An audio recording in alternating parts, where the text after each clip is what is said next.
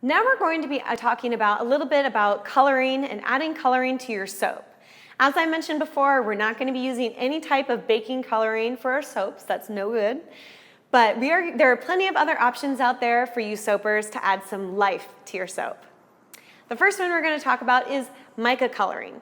Micas are just gorgeous. They give off this pearlescent, almost shiny exterior pattern to your soap, and it's really, really beautiful. It works wonderful with melt and pour soaps. And cold process soaps or hot process soaps, you tend to lose a little bit of that sparkle, shimmer, shine. But again, it works beautifully in melt and pour, so I do really recommend it for that.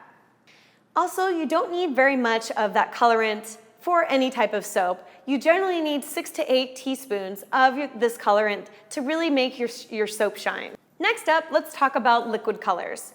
Most liquid colors are not natural. They're made in the lab, but they work really well for making your soaps super bright. Because liquid colors are mostly not natural, you need to know that there are certain chemicals you are adding into your bar of soaps that are going to affect your batter, and also potentially, you may not want to add artificial flavors and colors into your soaps. So if that's what you're into, you may want to avoid it anyway. Also, you will notice that these colors may come out a very, very different way after 24 hours and change during the cure process of your soaps. For example, there's a certain purple color of the liquid color foundation that when you add it into your soap batter, after 24 hours, it looks gray. And it looks really ugly and gross, but after 4 to 6 weeks, it's super bright royal purple. And that just goes to show you that the cure process, the soap isn't just sitting there and not doing anything. It's working, it's jiving, and all those colors are coming out after the long period of time. Now that we talked about artificial colors, we can talk about clay. Clay is a wonderful natural ingredient to add to bring color and life into your soaps. It's not going to be super, super vibrant, but it's going to bring out beautiful natural tones of yellows, greens, purples, just found in nature. And also, clay is really great for your skin too. And that's another great thing about adding clay, that it also is a little bit of an exfoliant. Very, very light, but it gives the color and the exfoliant. So I do recommend using this type of colorant if you want something more natural. Now, maybe you just want to keep your glycerin soap completely clear, right? I don't blame you for that. Clear soaps are beautiful in their own way.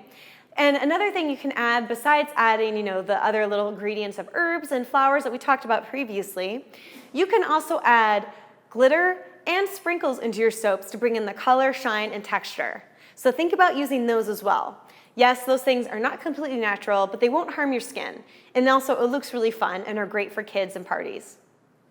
Well, that about wraps it up for this little video for you guys out there. I hope you enjoyed learning about all the different kinds of additives and different kinds of herbs, flowers, even coffee grinds. We talked about oatmeal and other fun things to add into your soap, as well as we went over a couple of colorant ideas and other fun things. And remember, we also talked about the biggest bar of soap out there that has chock full of additives and color, the African black soap.